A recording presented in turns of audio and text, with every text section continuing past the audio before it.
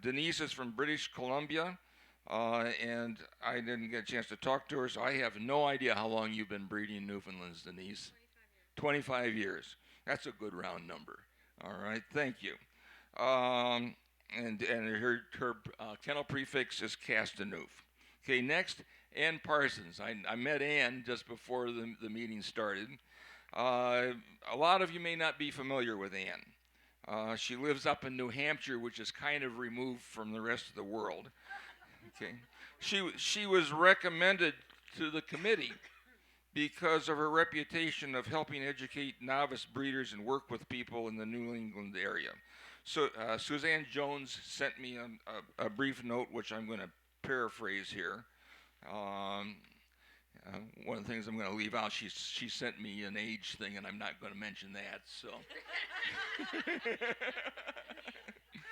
um, Ann's been breeding for a long time. She will freely admit that she has committed her whole adult life to the Newfoundland. Nobody has studied this breed and dogs in general to the extent that she has.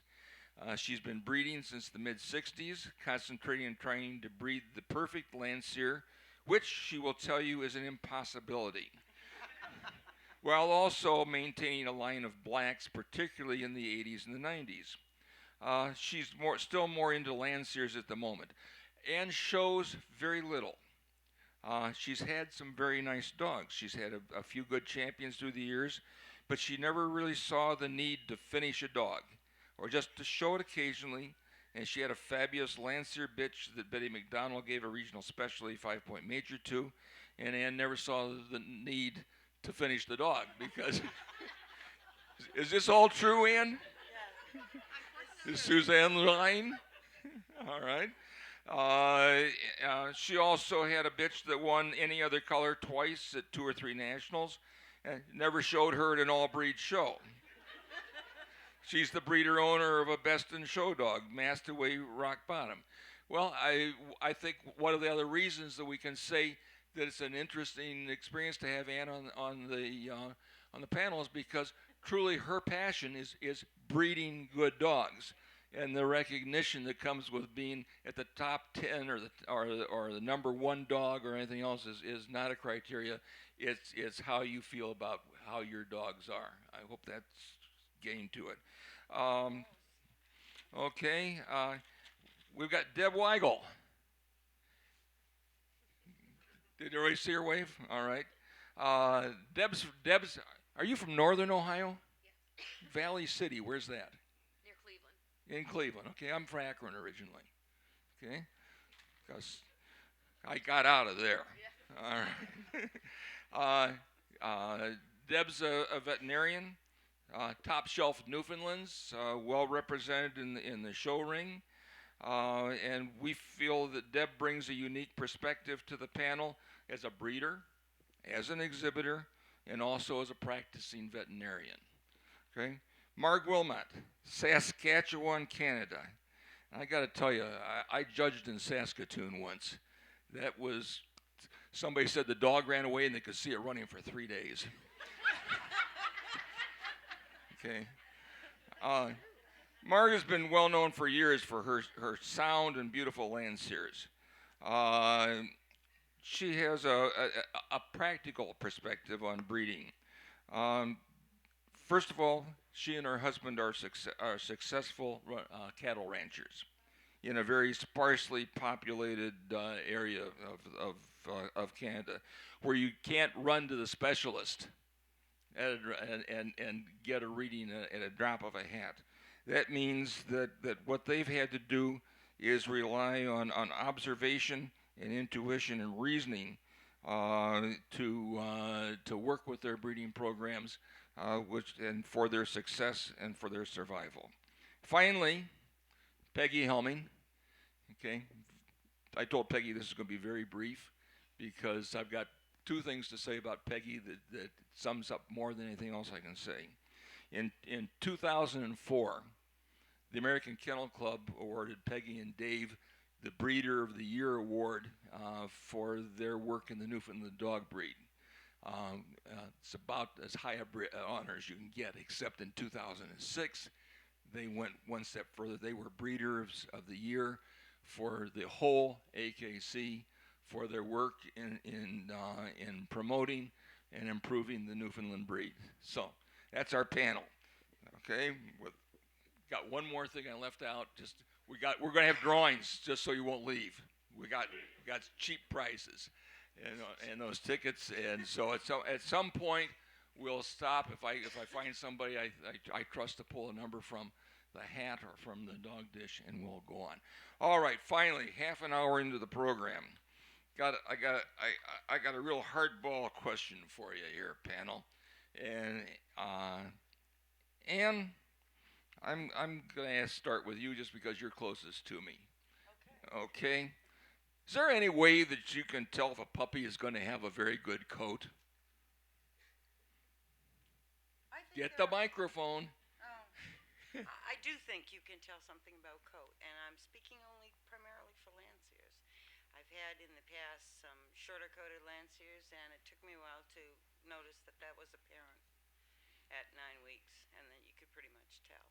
What you couldn't tell about the Lanciers was how much they would put in pantaloons and feathering, and they would have be short body coats and longer. But you can tell about Lanciers, and I think probably, we could say a lot was evident about blacks at that age too.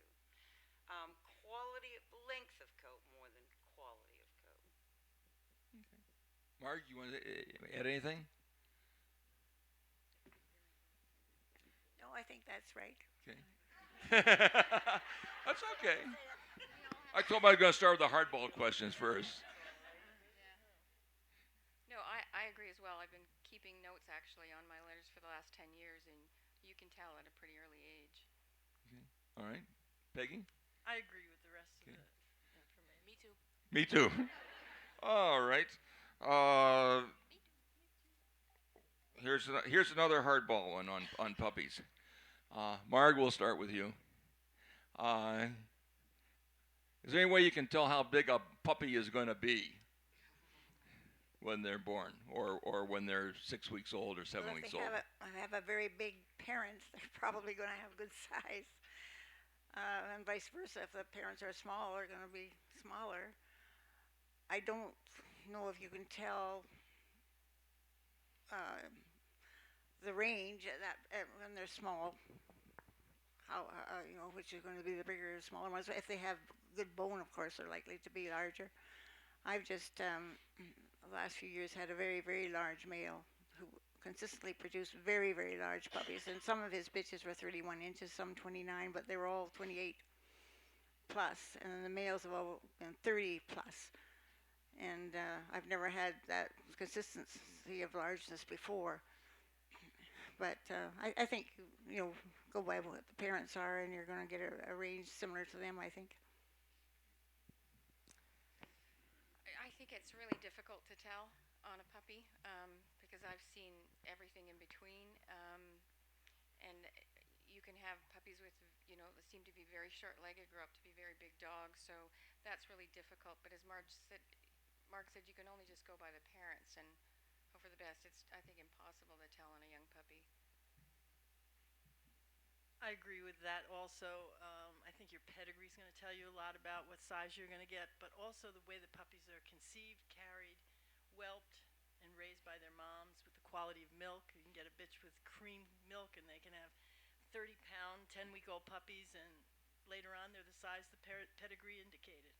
And then you can have the reverse where mother's milk is watery and the puppies look kind of scrawny. Oh, geez, they don't look anything like their parents. What's going to happen? You look at them 6 months later and they're like real substantial again. So you've got to go by what you know inside with your pedigree and your own dogs that you're breeding, and then how they come along. I don't think I can add to that one. Okay, we'll just switch to you then. What age do you like to place puppies? Can I answer that first? I'm sorry, Ann. It's okay. Brain dead. I think that it's probably difficult to tell the ultimate size. There are some certain rules that you can go by. One is the tighter the breed is, the first generation tends to be smaller. than you would expect them to be. That's been my experience. Um, but pedigree is usually the tell-all for size. Done? I'm done. Done. Okay. Deb, at what age do you like to place puppies?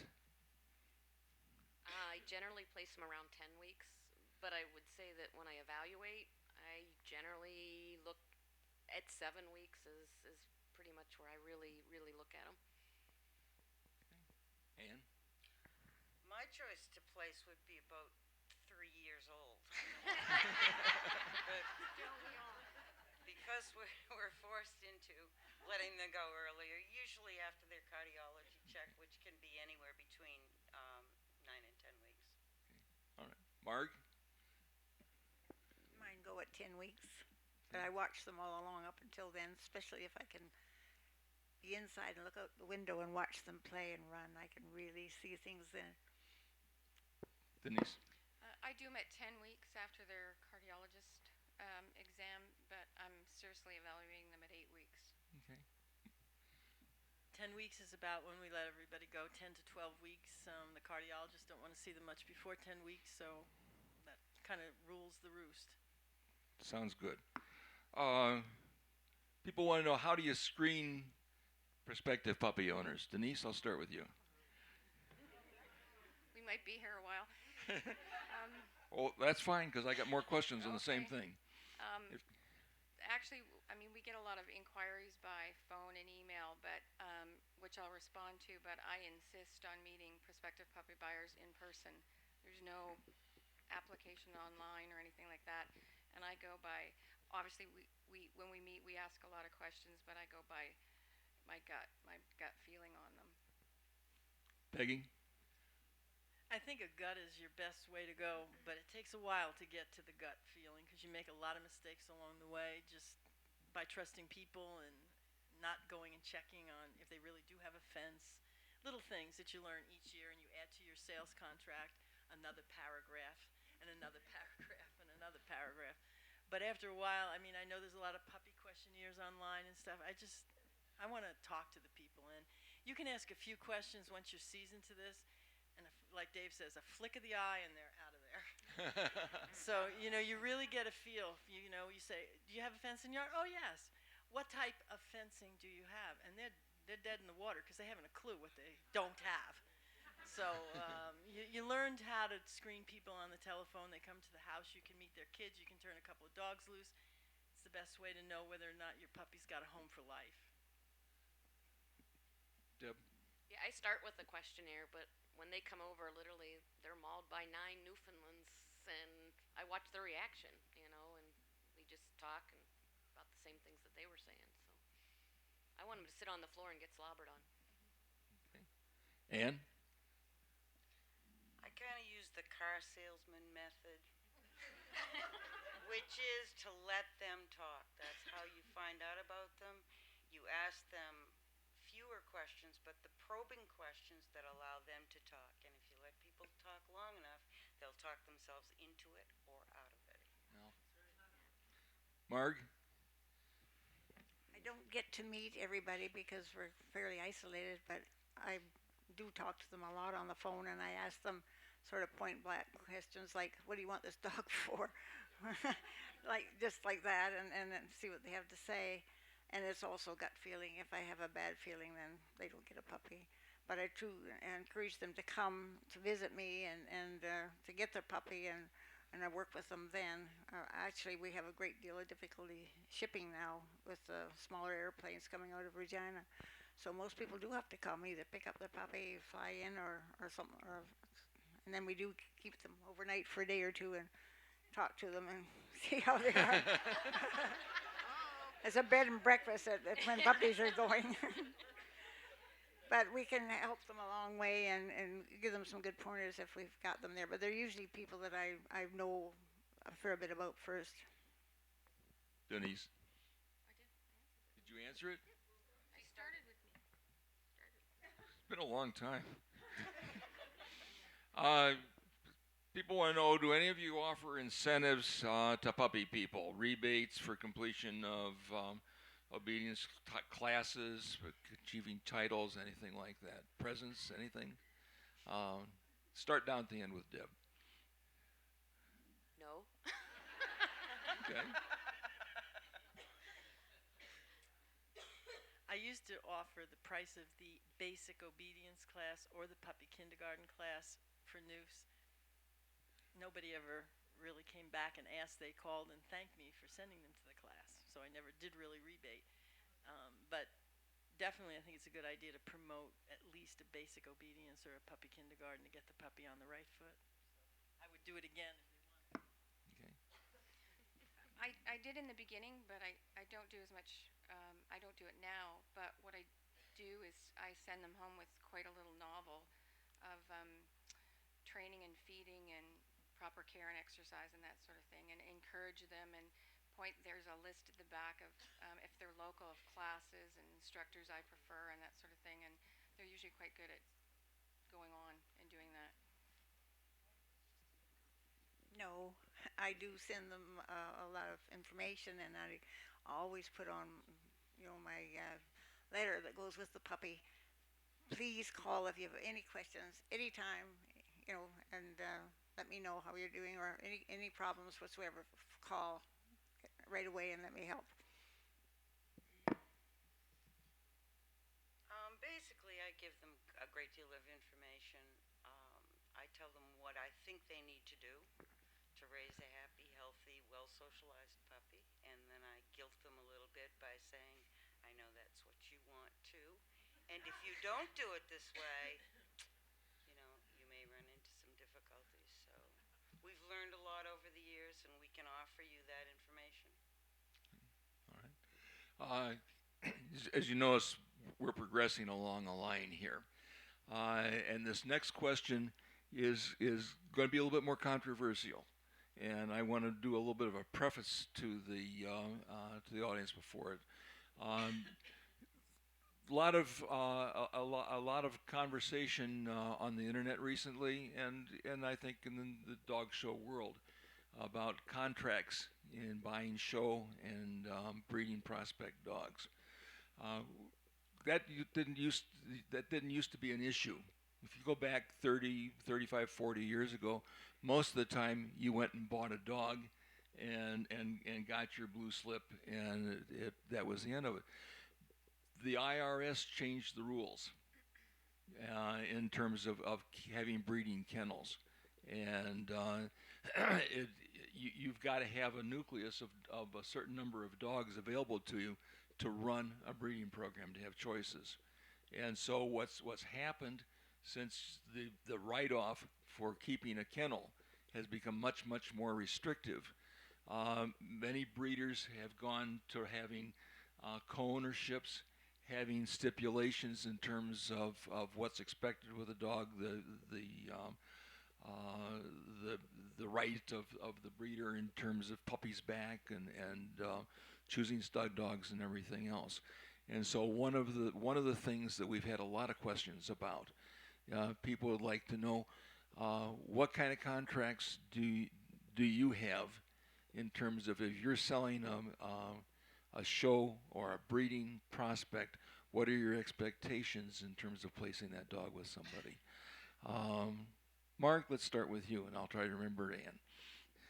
Well, I've never, I've never done a contract like that. I've never ever told anybody they had to show the puppy. What I want them to do is love and care for that puppy and raise it properly until the end of its life, and that's my priority. If they want to show, I'll help them, and if I know that's what they want to do, I'll try and find the puppy that I think will work best for them. But I've never ever told anybody they had to do that. There was other things you said. What else was in that question? I think you actually answered. You have no hard stipulations when you sell a No, puppy and in I terms of the rarely contract. clone. I clone a couple of males because it's easier for me. But other than that, no, because I'm too far away, and to take the puppies back, I want to see that whole litter, and to go to California or somewhere to see a litter is impossible for me. So because I'm isolated, it's harder. I may want to do that if people were closer, but I've never done that either. I ever asked for a puppy back, or rarely. So yeah, that's because I'm isolated. I can't do that so well. Okay.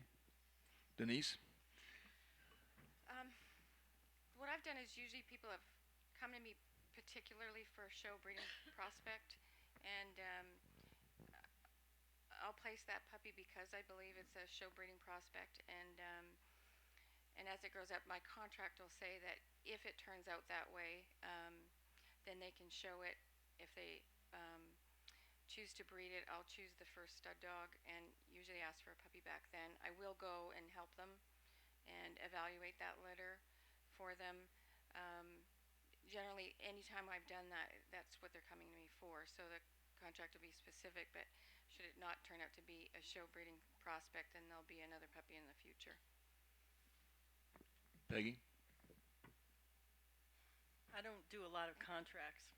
I have a basic contract of sale for any puppy that leaves my home. And it involves a guarantee, it involves what I expect from them. And if I'm going to co-own a dog with somebody, it's usually pretty basic too. It's usually someone I know very well. And we don't do paperwork. We usually just agree on a puppy back or something very benign. Um, Writing a contract to cover all the things that could happen in a co-ownership, in a stud dog contract, or anything else, it would be a book once you get a number of years under your belt.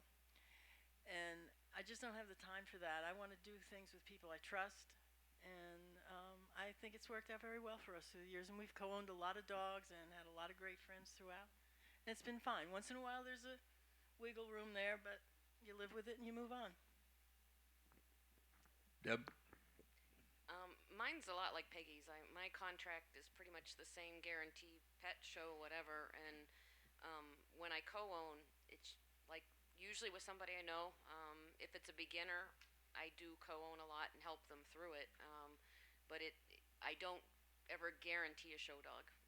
I guarantee the health and everything. And if it doesn't turn out, I make sure that they're happy with the pet. I don't typically do what Denise does, which is replace it, because I never do guarantee the fact that it's going to be a show dog. So I learned about this from Peggy. And I tend to raise up what I'm interested in a litter myself. But I did learn about this trust your friends and watch out, from Peggy. So I do the same thing. Go ahead, One Peggy. other thing I would say is that we also do sell, even to people that are interested in showing that are new in the breed, they go on limited registration until such a time as we can see how the puppy has turned out before we turn it over as a breeding animal. And that's worked well too. And we can reverse it anytime, so it's not like they're bound into not having a show dog, but we want to see how it's coming along. As we all know, Newfoundlands do a little bit of changing here and there. So before they're off half-cocked with some kind of show dog, we like to just keep it unlimited for a while anyway. Okay. What guidelines do you use in evaluating whether or not an animal is healthy enough for breeding? Deb, you're the veterinarian. well, I do all the basics that are required for chick, as well as eyes. My older guys, I check thyroids on. I don't post it all throughout on the OFA because it gets too expensive. But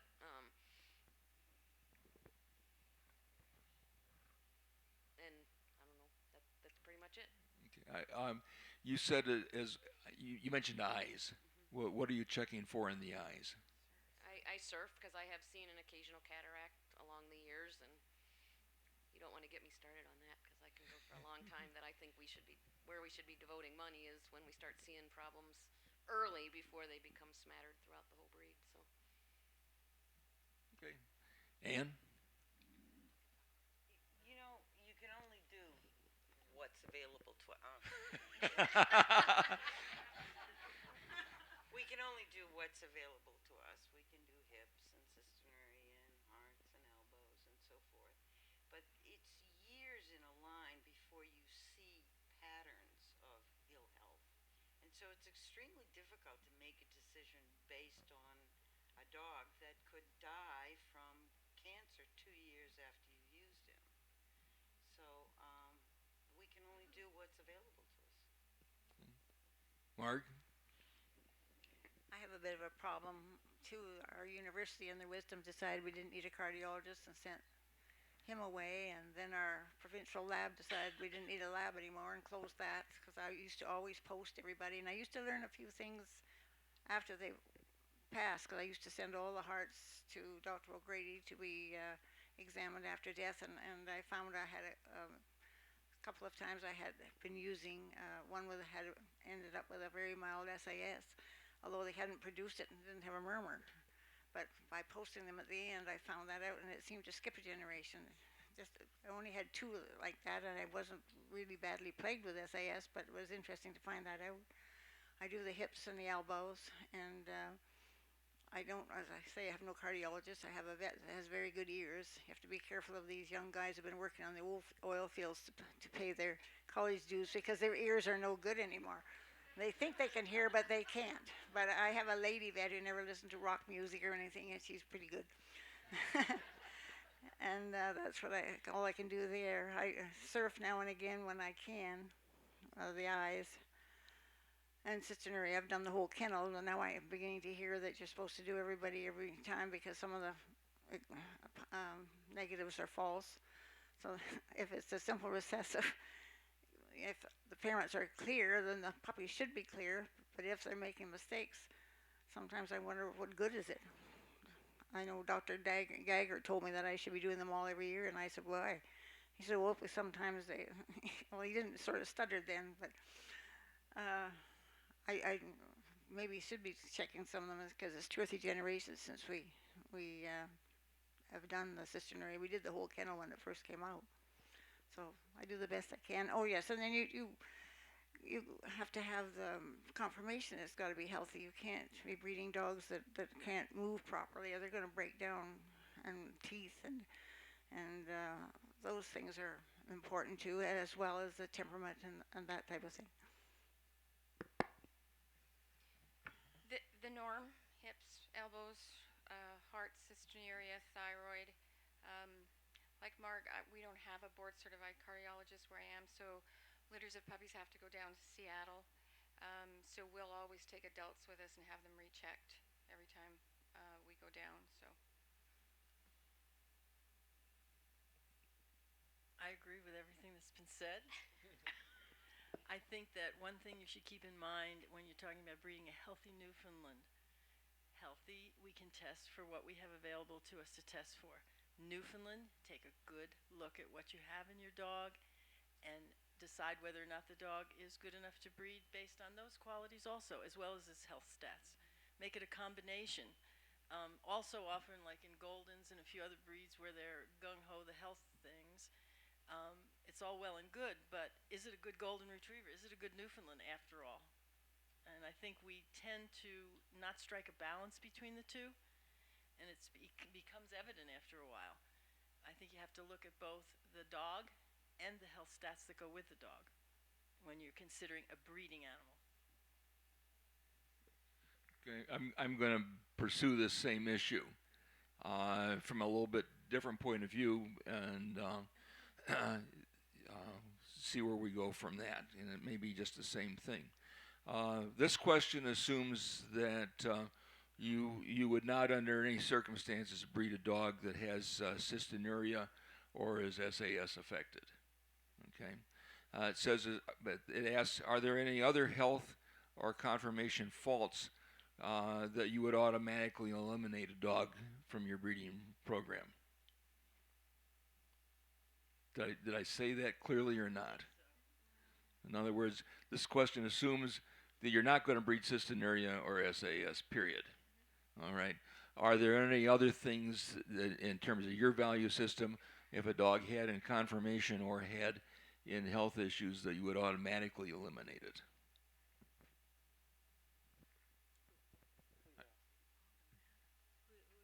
Denise.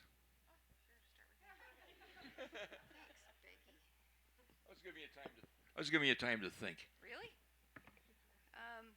that would automatically eliminate it. I have to agree with Peggy. You can't just look at health clearances. You have to look at the whole dog.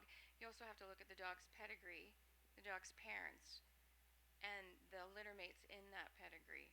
So, and it also would be the degree of, I mean, if we're going to just use an example, a dog whose one elbow didn't pass, say it was rated DJD, came out of a litter of 10 where every litter mate went OFA good and OFEL and was strong conformationally, wouldn't eliminate that dog from my breeding program. I'd be very careful where I bred it, but knowing all that background wouldn't necessarily eliminate him. Marg? There are several other things that I would never breed.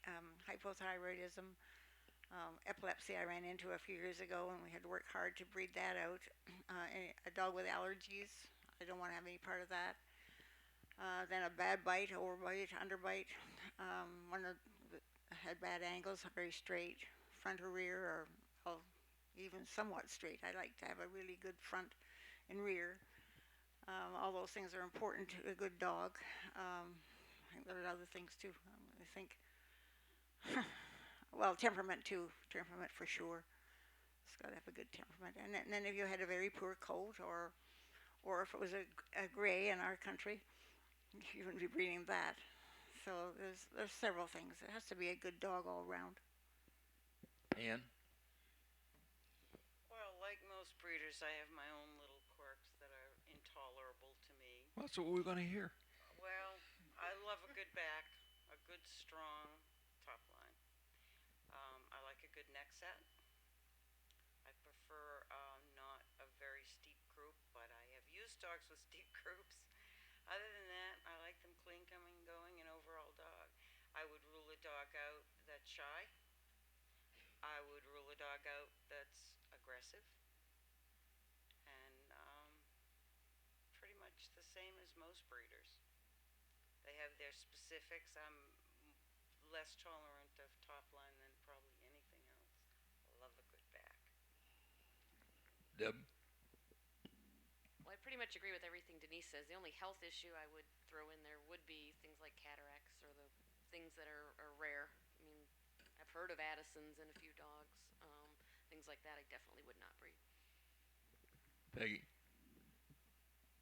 I agree with all the Addison's, epilepsy, etc. I guess getting down to some other subjects would be, would I breed a dog with a grade 1 elbow or mild hip dysplasia? If it was a great dog that had things to contribute to the breed, absolutely. There would be no question I would do it, because some dogs possess qualities that you can't find in other dogs, and maybe they would carry a bad hip, but not a severe hip or even moderate. Mild, borderline, all the different ratings you can get from the OFA that are mild. I would consider it based on the quality of the Newfoundland and the other health clearances throughout the pedigree that exist. Got one more question relating to the health issues, and that is, do you agree with placing puppies or adults with known health issues or concerns? If you do agree with that, do you think there should be any type of a price or owner burden responsibilities? In other words, some type of compensation to the person for buying this dog that's not a whole dog. Ann? Well, I have a thing about placing hard puppies. I think a breeder needs to take responsibility for their hard puppies. I don't believe that we should put that responsibility on pet owners by telling them we don't know how long this dog is going to live. And it may live 12 years and it may live 6 months, because too many people who want a Newfoundland are willing to say, oh, that's fine, I can handle it, I'll be fine with it. So I have in the past put down puppies with grade 2s. I have kept puppies with grade 1, confirmed SAS, for 6 months, and ultrasounded them to see how much change there has happened. And at that point, I may place them, and it's usually for no money. Thank you. Marg? sold a puppy to a family, and I had a puppy, a litter mate that did have SAS, and they wanted to take her too. They had some experience with heart problems in humans, and they wanted to take this sweet girl, and she was very pretty, and so I said, well, sure, you can have her. And she didn't last that long. I don't think she lasted a year, but they knew what they were doing, and they really wanted to have her, so that was fine. I wouldn't place, like for instance, I've had the odd time with entropion. I always repair that first. I never let a puppy with even a slight entropion go out. Um, or if there's a hernia, I always repair that before I let it go. Uh, I haven't had too many health problems, but if I had a health problem, well, the other thing I've had elbow anomaly the odd times, and I've let some of the milder ones go, but they were functioning very, very well. But anything that had a real problem, no, I wouldn't. I would keep it as long as it was happy at home, and then have to send it on its way to heaven, I guess. Denise?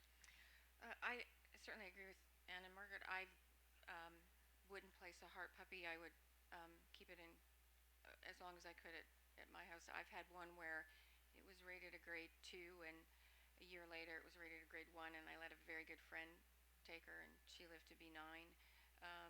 But other than that, no, I wouldn't place them. I think that's my responsibility. Peggy? I wouldn't place a heart puppy that was confirmed SAS, because it's a known fact that what you might hear at 9 or 10 weeks and you echo it and it's clear doesn't necessarily mean that it's not SAS. Once it's confirmed, I'm not going to place the puppy, because it will continue to develop throughout the puppy system, and it could result in an instant death in a family, and I'm not willing to do that. Pretty much the same, although I have placed some mild heart puppies and they've done great. Other type problems, I mean, if I'm placing a dog because of a problem, I don't sell it. I give it away, and everything is in writing, so they definitely have everything for their vet, and they know exactly what what the problems are and what they're probably going to need to do. I got a request for Ann and Marg. Would you hold your microphone closer? They don't hear you quite as well in the back of the room. All right. You mentioned somebody mentioned behavior a couple of questions back, and I do have a couple of questions about behavior. I have a problem with the wording in a way, because it implies that you've had a dog with a behavior problem that you've had to deal with, and I don't want to make that as an implication in the question. So I think I'm going to rephrase it to how do you feel about eliminating a dog from breeding for behavioral issues, and what would those issues be? Peggy? I have no problem eliminating one with behavior, because, again, it's a pretty important part of a giant breed. Been there, done that with some of them. Doesn't work. You've really got to be strong on it. And it's an easy problem to kind of swing one way or another on, because there is no OFA certification that you can go and get and have a definitive answer. You really got to search yourself for what's going on. You give them every chance you can. You see where the problem started, and if it's a really shy dog or a really aggressive dog, no way. I wouldn't enter it into a breeding program, because I do feel personally that temperament is, or character, or anything you want to call it, is an inherited trait. Denise? I agree with everything Peggy said. There's a shy dog, an aggressive dog has no place in a breeding program whatsoever. Marg? I agree too. I think temperament is probably the most. Into the mic. You got to really talk right into it. Okay, how's that? I think temperament is probably the most inherited trait. I mean, you can breed beautiful angulation and not get it. You can breed for lots of conformational and type qualities and not get what you're looking for. But temperament will come back to bite you every time. Deb? Ditto. All right.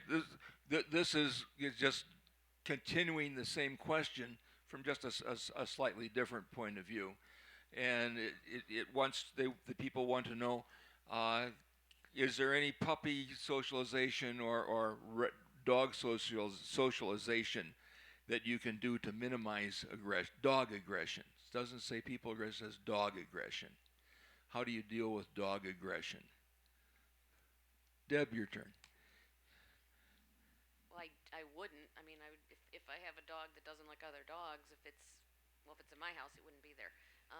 But if someone has it, they don't have other dogs, just lives there, and you don't take it places like dog shows and things like that. It's just a happy pet that doesn't need to see other dogs. Okay, Anne. Can you repeat the question? Okay, it's dealing with a dog that's dog aggressive, and it wants to know what kind of socialization, puppy or adult, could be done to minimize the dog aggression.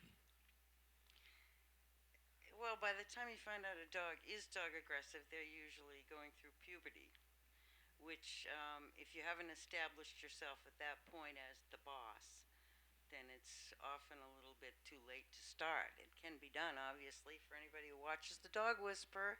He works wonders, and I've learned a lot from watching him, and I've used some of those methods since watching him to put myself in the position of being dominant, which is harder for women, I think, sometimes, to be the dominant one in the pack. But I'd be very careful about breeding dogs that are dog aggressive, because they're such a pain in the neck to deal with. And they can be castrated and go live with a nice family and probably be fine. That's dog aggressive, not people aggressive dogs. Okay. Marg? There are things you can do if you have a dog aggressive male. If you're going have to go somewhere where there are other dogs, for one thing, for goodness sakes, don't let it make eye contact, because that's first, and they say horrible things to one another through that eye thing, like about how awful your mother is and all that stuff. And and once that is said, the dog either has to put up or shut up, unless you give him a diversion. So what I tell people to do is, first of all, you don't let them make eye contact. If it's been made, get your hand under the collar, pull the dog up close to your thigh, no lead length at all. And your other hand can either be under the chin, and you can lift that head right up, turn around and go the other way, or else cover the dog's eyes with your other hand, and you can get by and stop something happening. But if you let those two dogs make that challenge with eye contact, then they're either gonna, unless you give them an excuse not to have to put up, they're going to fight. So you just get them out of there as best you can, and you can control them that way. You can even lift the front feet right up off the ground. And I had to show a dog once and take him through a very, very crowded ready ring, and he'd already been attacked in obedience, and he was scared of any male coming near. And we got through there, got right through that. I had to lift him up, but we got through and got him into the ring without any incident whatsoever. But that can be done. But once they're dog aggressive, I think, I don't know if they're afraid or what the problem is, but they're going to attack first. I think they are afraid. They think the other guy's going to get them, so they go there first. So if you can stop it before it starts, that's your best bet. Denise? I have to agree with Deb. If it's dog aggressive, it doesn't live in my house. I have a pack of 8, and they have to live together, and I'm the pack leader.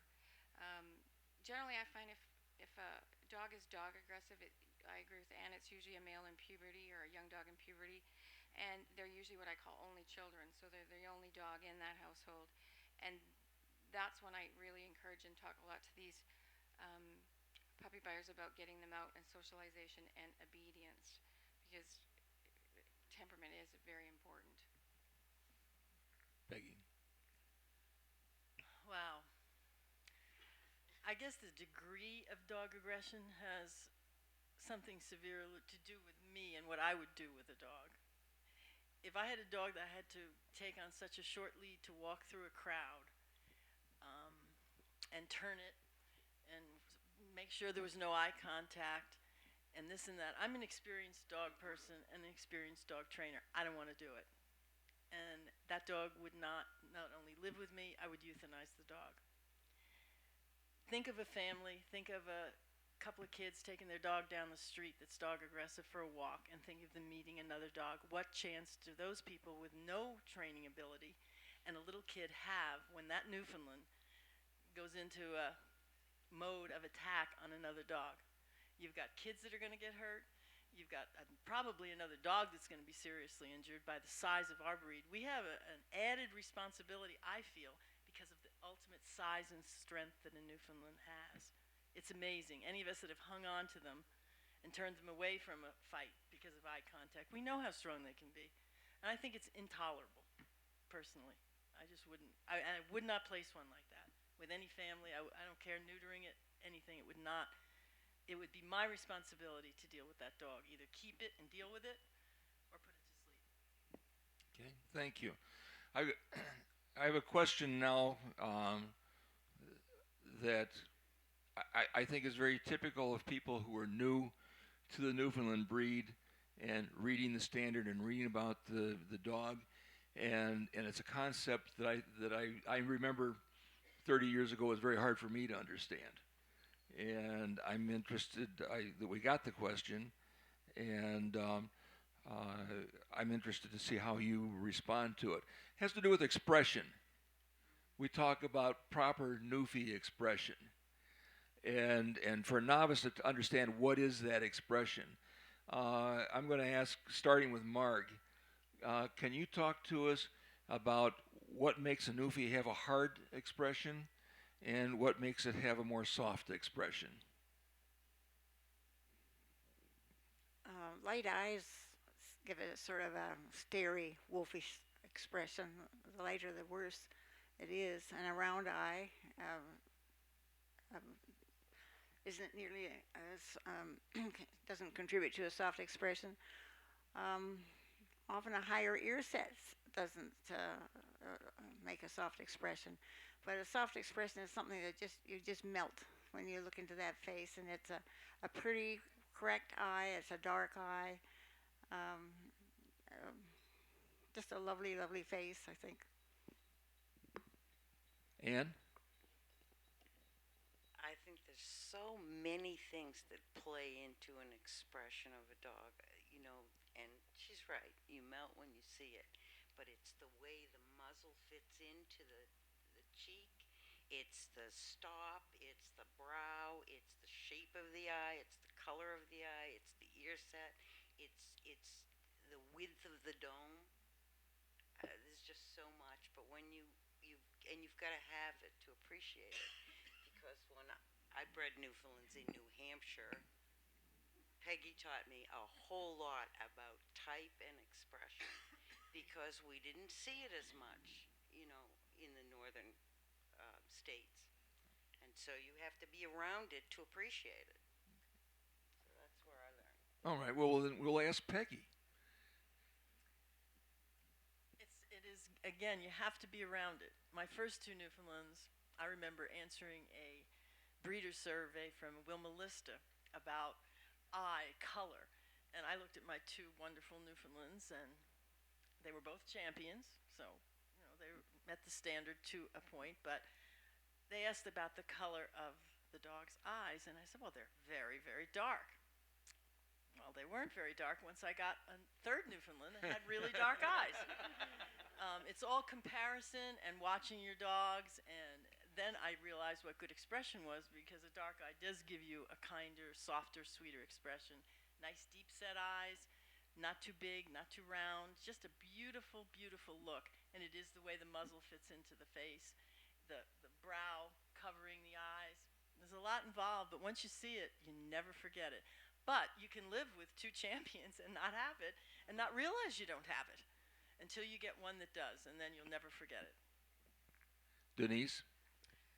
I agree entirely with Peggy. It is, and with Anna, it's the whole head and how everything fits. But the darker that eye is, it should be like a liquid pool. And when you look at it, it just makes you go, oh. I mean, it really does. Um, it really does signify expression for me. Deb, anything left? I don't think so. All right. This next question is my last question of the prepared questions, and then we'll have a drawing for a prize for the audience members. And this is, what are the aspects or the qualities of the Newfoundland breed which you are working on improving in your breeding program? Deb, I'm going to start with you. Did you understand that? I think so. No. Does anybody want me to Denise, did you want me to rephrase it at all? Are you okay there? Yeah. Okay. Basically, when I started out, my big thing was trying to fix the neck and shoulder, because I think when I started, that was a big problem in the breed. Um, and most of my dogs now, I think, do have nice flowing necks into shoulder with their layback. So it's probably one of my biggest pet peeves behind dark eyes. so um, so at this point, you look at the dog and you see where its faults are, and that's what I try to correct. So I mean, I don't have one specific thing right now that I'm focusing on. I take the individual dog. Did that answer it? Yeah. Well, I don't know. I'm only asking the questions. If I had the answers, I'd be up there with you. But I hit what you were asking. Oh, okay. Peggy?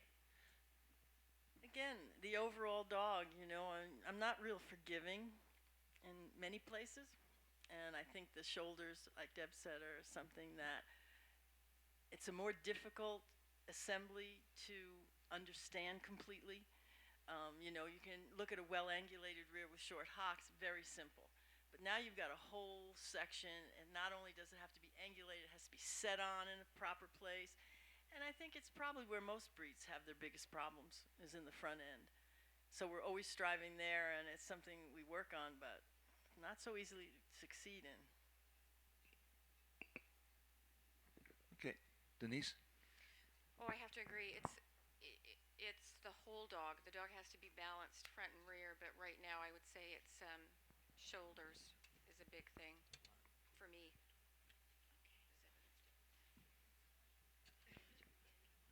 They're interrupting. I sometimes I feel like I'm a ventriloquist dummy here. So, Marg, is it your turn now? I lost track. I didn't really.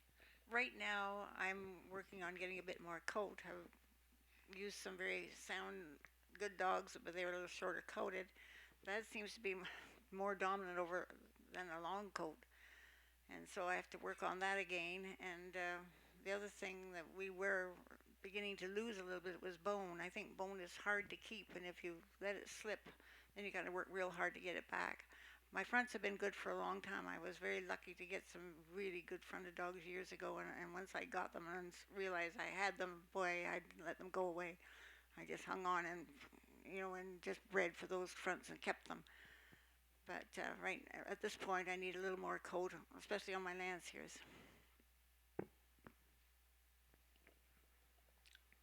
I'm working with Lanciers too. I'm working on everything all the time, every day. John Wilmot from Saskatchewan, Canada. And if you want to see Saskatchewan, just stand on a chair. The question I have is, anyone on the panel, but I'm directing it at Anne. I hear a lot of breeders, especially from Europe, and some in this country as well, say you should not breed two Lanciers together. And I just wondered what your opinion was on that statement. I'm for anything that works.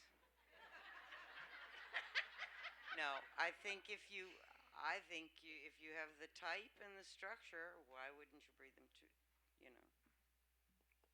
problem. Well, he knows the answer. He's just saying that. But it's come from people that imported the FCI Lanciers from Europe years ago, who were quite off type. They're not Newfoundlands. They used to be Newfoundlands in the 60s, but by the end of the 60s, they were so off type that they split off and formed their own breed. But Neil Ayres brought some in, and other people did. And if you bred two of those together, or if you bred one of those to a black and then took that progeny from the black, went back to one of those continental Lanciers, you certainly wouldn't you lose the type you picked up with the black, and I think that's where it came from.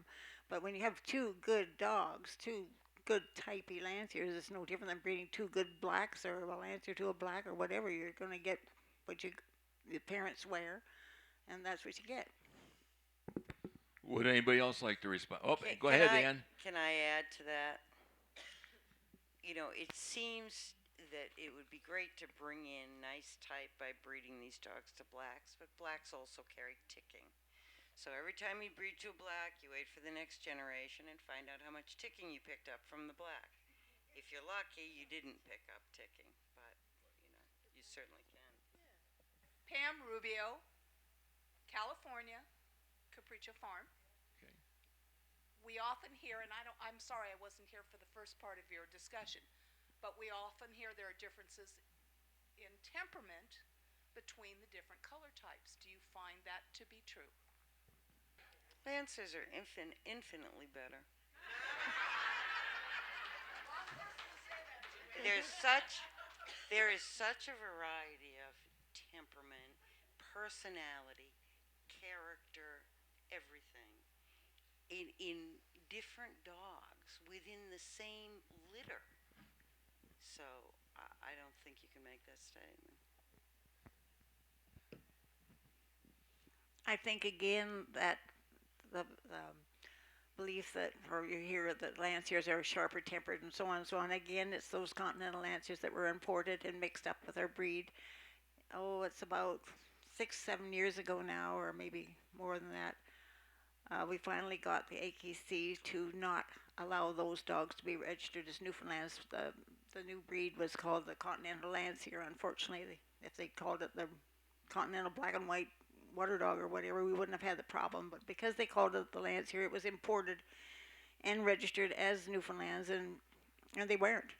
After the war, when they were short of stock, they used Cuvas to upgrade their stock, and that's certainly not a Newfoundland temperament. And I think from there on, they went downhill, and finally they just split off in the late 60s and formed a new breed. But some of those were brought in, and that's where that belief came from.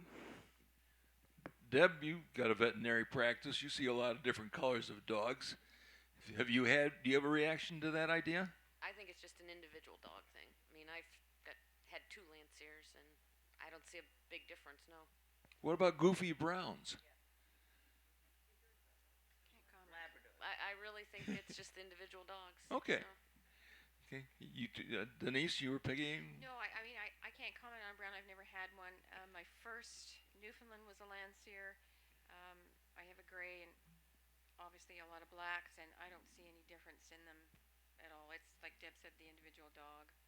Okay. Matt Randall from South Carolina, Crew Newfoundlands, and I was taken with some of Ann's comments in the Newftide article, and it seems like temperament discussions very often turn out to be a question of dichotomy. Either the dog is acceptable or he's not, and you shouldn't touch him. I'm interested in hearing what kinds of characteristics, behavioral or temperament or personality, whatever you want to call them, that enter into your breeding decisions or might enter into your breeding decisions. Things that are characteristics of a dog's behavior that doesn't disqualify him, but you just may not be fond of. It's not what you're breeding for in terms of a temperament. I think it's all in striking a balance. If you have a bitch that's low energy, you might breed to a higher energy dog, things like that. I don't know that I consider that part of temperament. I think that one thing that I think we have a lot of in the breed is noise sensitivity. And I think you can almost find it in any dog to a certain extent. Some of them, no, I shouldn't say any dog, but when you have dogs that you raise in a kennel situation where they live a quarter of a mile back from the road, and they, like my dogs think nothing of hearing a horse or a cow whinny and moo, but they're a quarter of a mile back from the road. When they first hit the road, they're going like, what the heck's this? I want the dog that says, what the heck is this? Looks at it and says, it's just something else that I have to deal with. When a dog doesn't do that, I'm not going to eliminate them unless it's a severe reaction to situations that they cannot, and I think the key word is recover from that situation. If they can't recover, you got a problem. and you need to address it. If they can recover, I don't think you should take it out of your mind. I think you should, when you breed that dog, you should think about the fact that this dog A recovered better from things or never had to recover. And therefore, I'm going to find a very strong, steady, unflappable dog to breed that with. And that'll become a very important part of the equation in addition to everything else that we have to consider. It makes breeding really difficult sometimes. But you got to address it, and I still think it's one of the easiest things to toss out the window.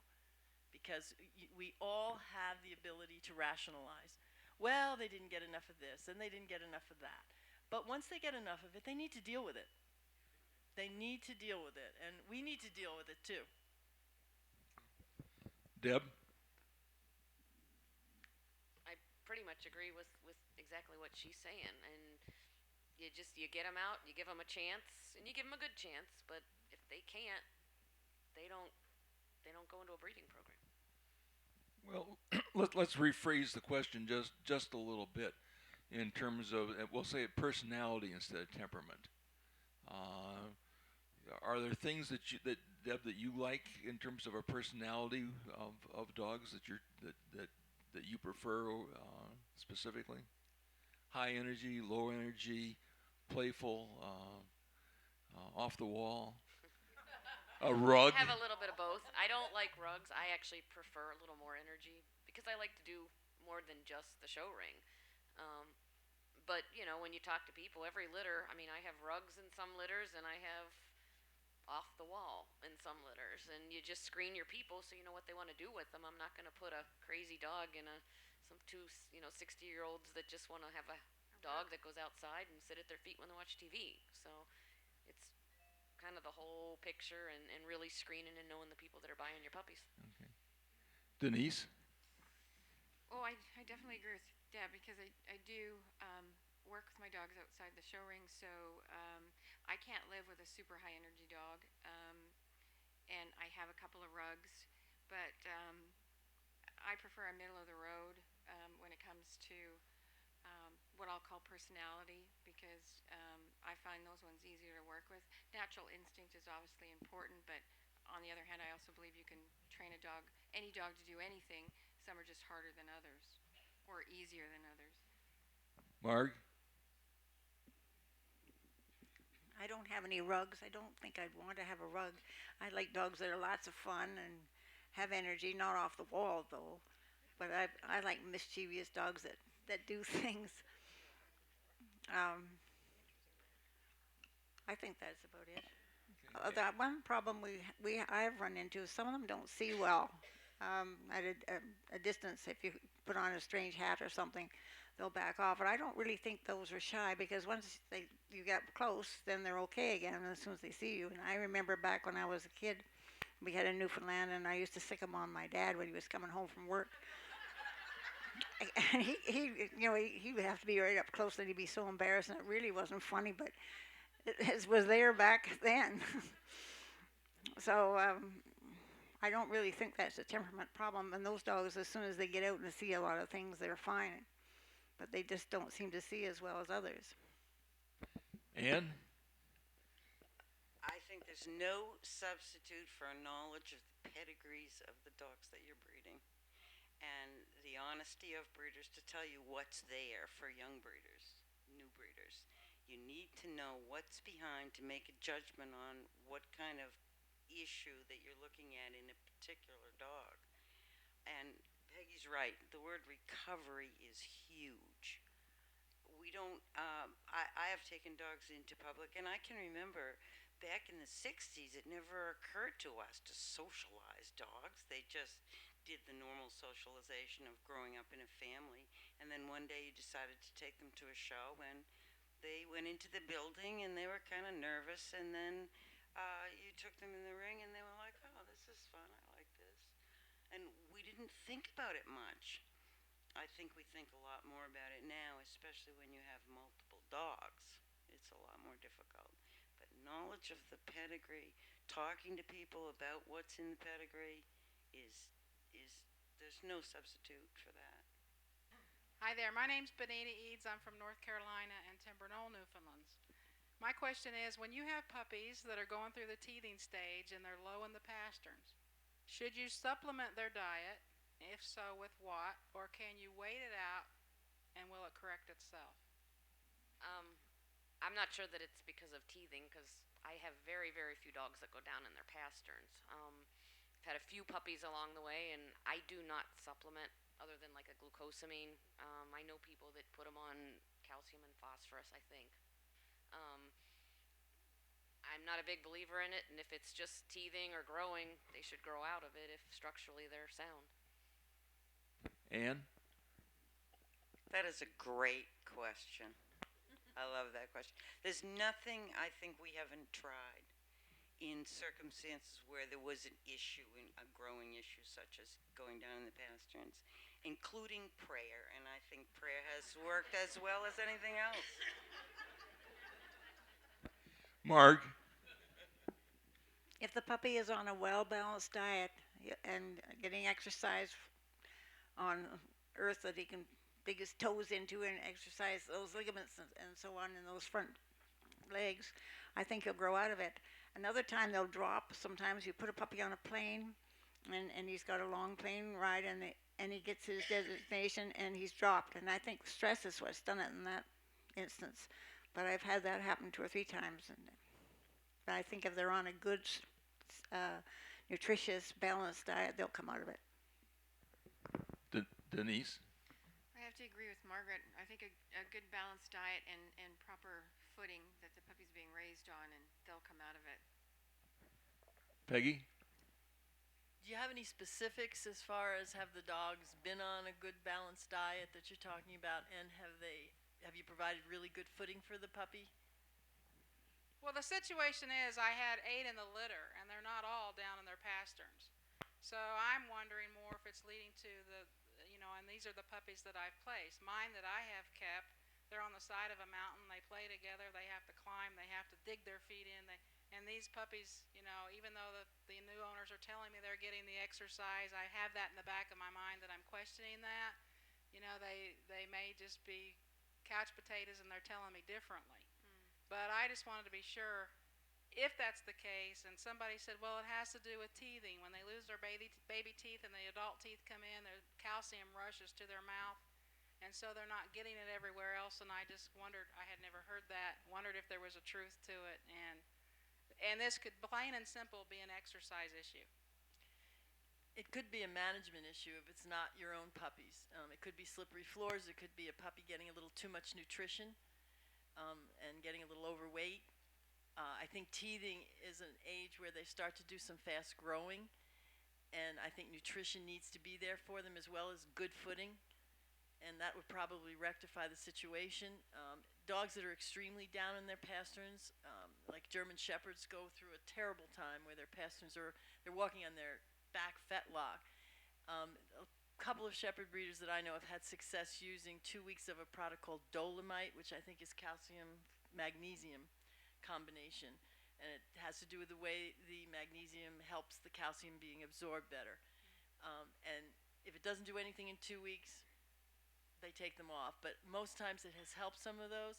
But those are being managed by people who know how to manage dogs, feed a good diet, and have good nutrition. Then you would go to that. To do that with your families that you've sold your puppies to, I don't think I'd go there. I think I'd try to go back and find out the type of management and nutrition they've been receiving. And check it out. I mean, they can tell you that they're in a great weight and they're only feeding what you told them, and you go there and you could serve dinner on their back. Yeah. And don't believe their vet, because I'll tell you what. Danielle Bingham, and I'm from Florida. And my question is really quite simple. Would each of you please give us your opinion on gay tails? I do a little bit of judging occasionally, and I must say that in the past 2 years, the last regional specialty I did, I mentioned that in the judge's critique, but what I was seeing was a combination of the tail, the gay tail all the way over the back and wagging, a tail coming up with kind of not really a shepherd's crook but a hook on the back, and then I saw a couple that are what I call saber tails, and in which you've got you got a definite curve to the tail. It's not even when it's relaxed, it's not straight. Have I changed the whole idea of your question? Yes and no. Basically, my thing is all things being equal, at what point do you say, oh my goodness, that tail is just, that's unacceptable? Or I have a really, really good dog that's got a bit of a curve.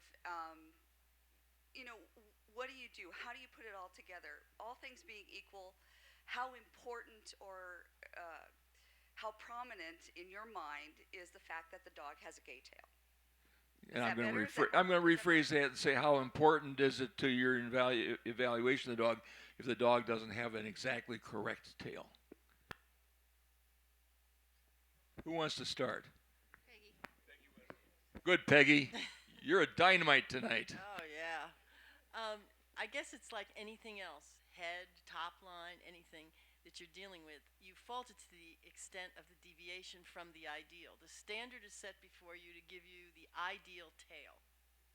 Any deviation from that you take into consideration when you're judging the dog and when you're breeding the dog also. So I would think that it's without getting specific. I mean, a dog that's got its tail laying on its back, I think, is a fairly serious dog. A tail that's just coming out slightly above the horizon, perfectly acceptable. But again, just think of everything about the dog: its feet, its bone, its head, its teeth. You have to take the deviation from the ideal into consideration whenever you're making judgments about judging a dog in the show ring or putting it in the whelping box. And then, of course, if you had a tail that you were a little bit iffy about, but you thought it was okay, then you'd want to find a dog with a really good tail to breed it to, with tails behind it. Again, analysis of the pedigree. Okay? I don't know if that is what you want. Anne wants to speak. I want to address that. Gay tails are not the only tail problem.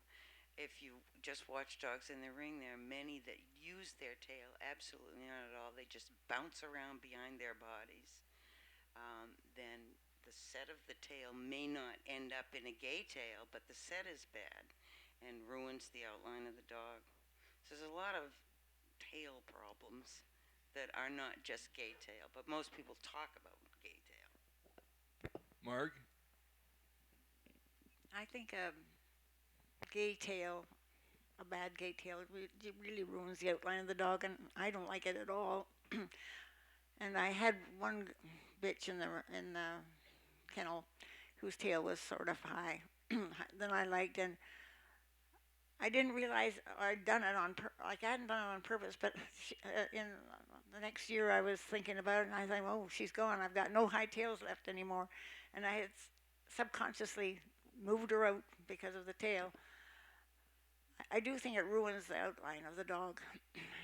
If it's not too bad, of course, but anything that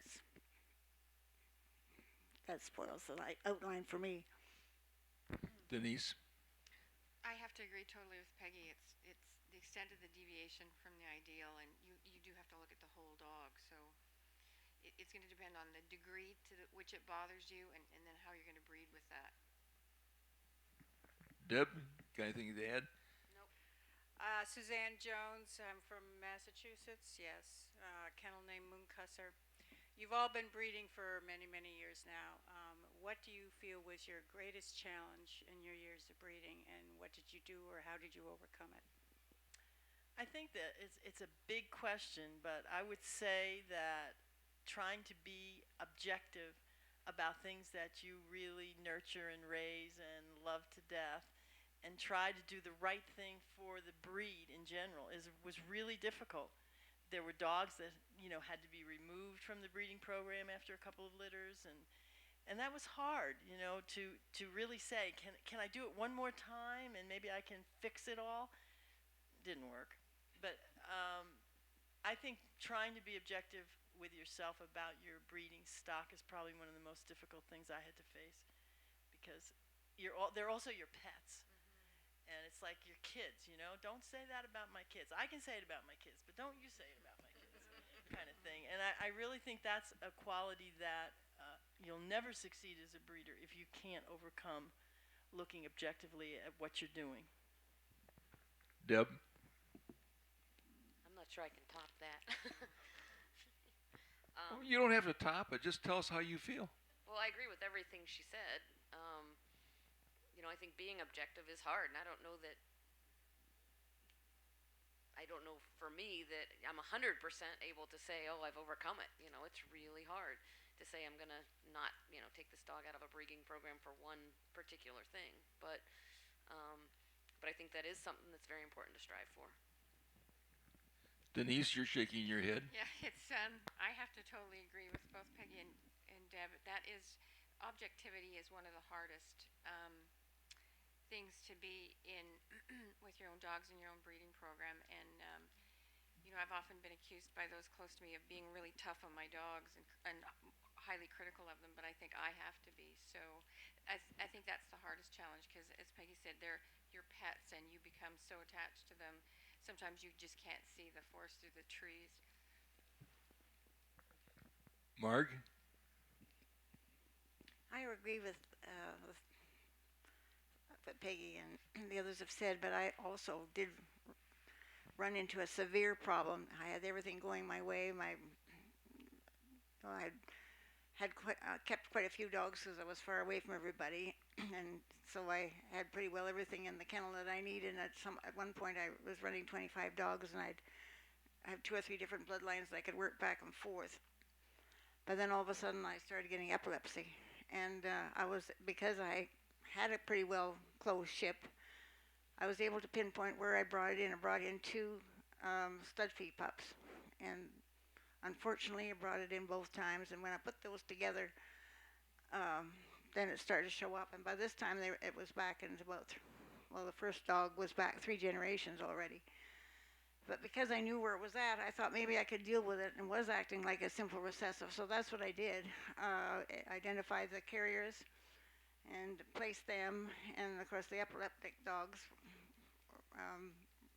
they all ended up being put down eventually.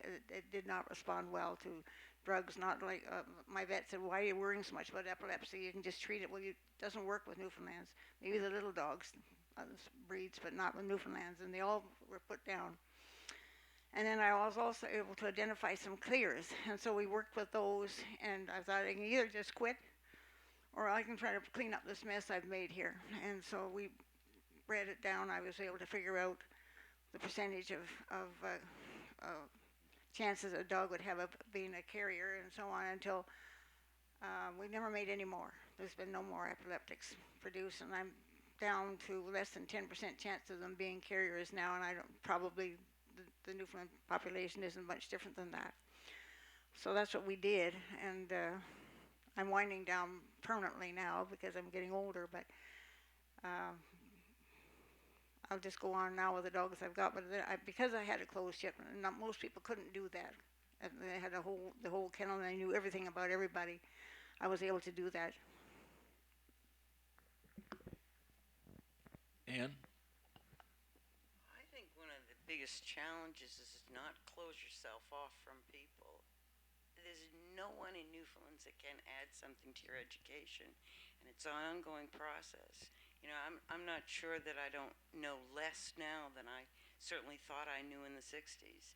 It's just surround yourself with people who have more knowledge than yourself, even if you find out later that they don't. Listen, learn, pay attention, study the breed, study the structure, find good dogs with beautiful heads, nice bone, learn what that looks like, and keep at it. I want to tell the panel I had a wonderful time tonight. Thank you so much for taking the time and the energy to do this with us.